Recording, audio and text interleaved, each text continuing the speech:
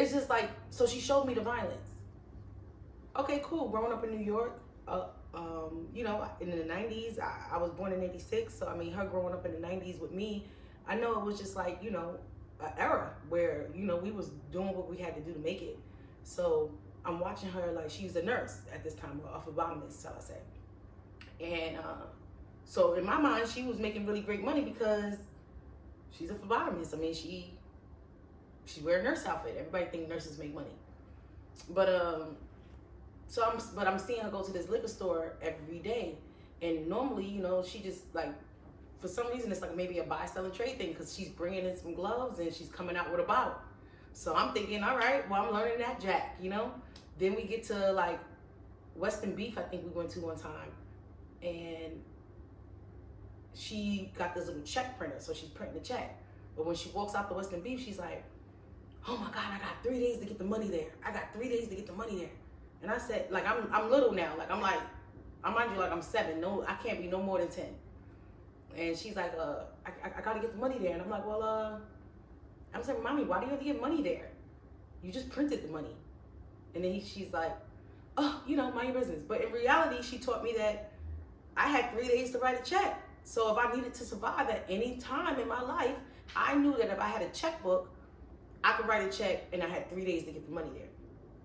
I don't know if she was thinking about teaching me that at the time. I don't know if it was on purpose, but I did know how to grind and I did know how to make it. And we lived a perfect life. Like, not perfect life, but we lived like a decent life. Like, we always had food. We always had snacks. Everybody, our house was lit. Like, we just, in my mind at that time, we had it all.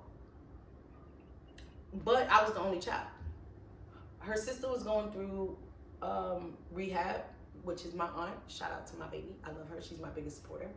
But at that time in her life, she was going through something and she had 3 kids or whatever. And my mother just always likes to one-up somebody. So I don't know if my mother ever did this out of the kindness of her heart. But in my mind and in my heart, I don't think it was genuine. I think it became genuine over time, but it was never genuine in the initial state, like in the initial state. But anyway, so my aunt is going through something and she goes to rehab. So she has 2 boys and 1 girl. So of course my mom was like, well, I'm gonna take your girl because she can't be in this condition. The boys, they can make it through. They're men, they're supposed to do what they do, but the girl can't. She's not staying here. So she adopts my cousin. Now, many people can call this selfish. I don't know if it's selfish of me to believe that she could have talked to me before doing all that because she intruded someone on our relationship and we were best friends. We were together. I'm the only kid. I don't know how this sharing thing works because all I know is you. Now, I'm not saying that my cousin shouldn't have been adopted. Absolutely. She should have 100% been adopted, and it should definitely have been by my mom. I just think that there was more of a communication that my mom could have given me to understand that now sharing her love would feel different. And I think that my mom was so caught up in her bills and caught up in her looks for everybody else and whatever she had going on that my emotions never mattered to her. They never mattered. So what is the genuine love of a mother? Because I didn't feel it in that moment. In that moment, I did not feel like you cared about breaking us up. You cared about forcing me to share my life with someone else. And I'm like, all I ever needed was you. In my world, all I ever wanted was you. You already took me from my father at this time. I don't know nobody else. I just know you. And now you incorporate somebody else and you don't say nothing. You just bring her in and say, this is your cousin. Christmas time, we just splitting gifts. So now I'm seeing something change from 100%. Because my gifts were like nice, y'all. Like it was like the tree was nice and it came out. The gifts always came out to here. But now it was like I was only getting 50% of those gifts.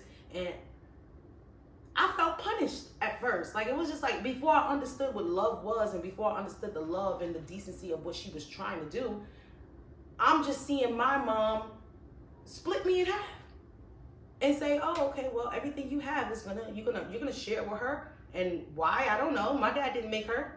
I don't even know what that means. So the pain started there. And I think that at that time I was 9. I was 9 years old when that first pain started. And, but okay, I grew into it. I grew out of it. My cousin ended up being dope. And I ain't have no complaints. I was like, all right, well, I got another best friend. You know what I'm saying? We cool. Meanwhile, motherly love. I start, doing plays.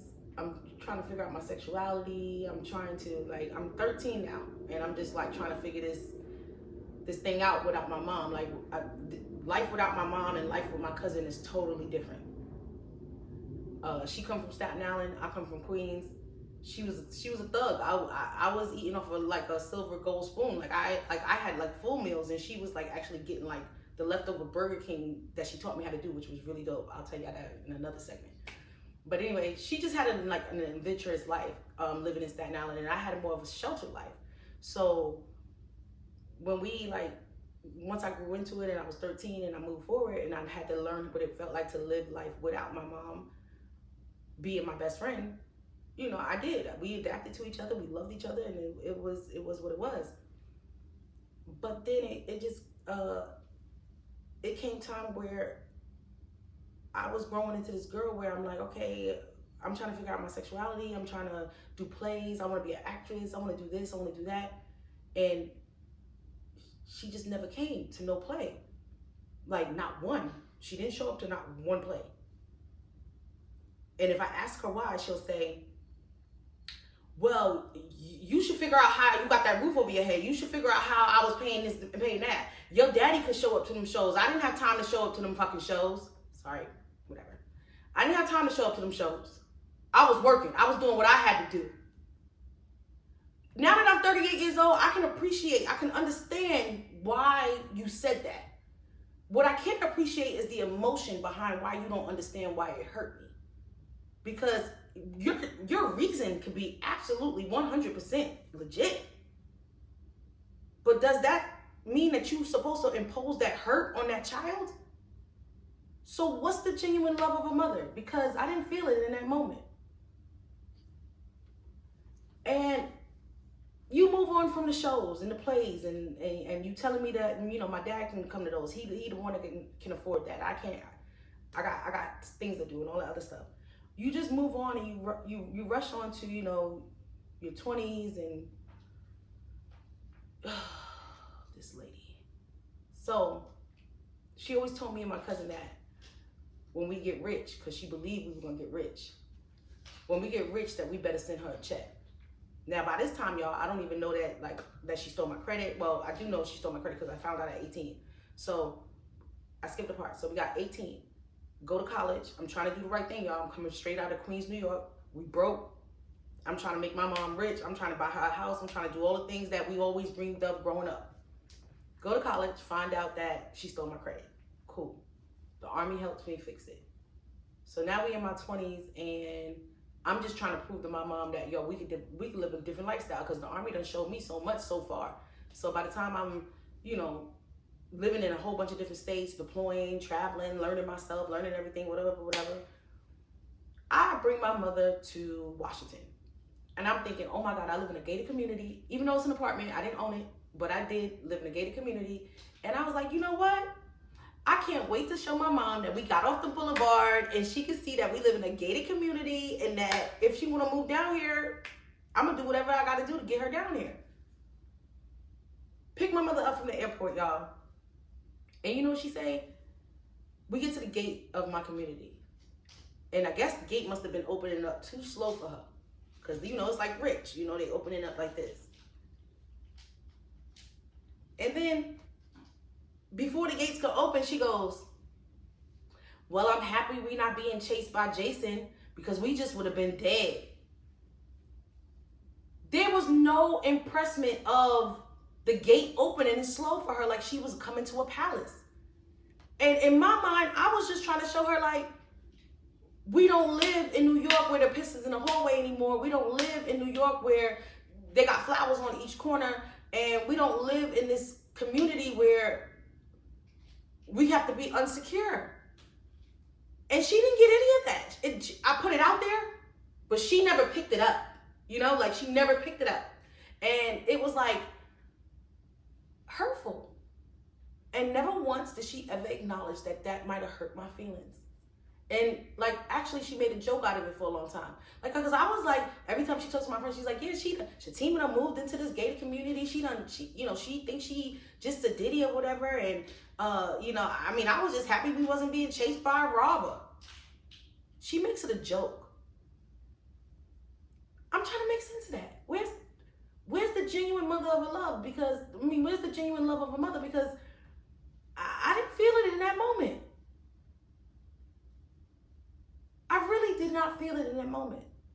The greater I got, the more she hated me. Even when I was taking her with me, I could take her to Jamaica and let her experience a whole different life. Culture, everything, foods, everything. She still would tell somebody, you ain't never did nothing for me. How? I deployed multiple times, injured, everything. During my deployment, I'm like, Mommy, anything you want, you let me know, because I think I'm making big money right now. You know what I mean? This is the biggest check I ever seen.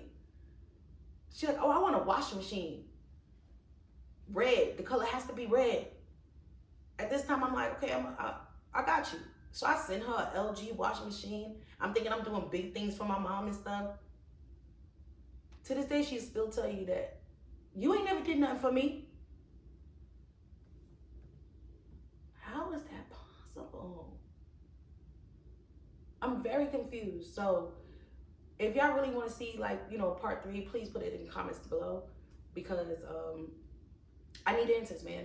And I need answers. I really, really want to give y'all the truth. And I know a lot of y'all can relate to just what is the genuine love of a mother? What is nurture? And why do they deserve Mother's Day gifts? Why? Some of them absolutely do. But some of them don't. And I want to know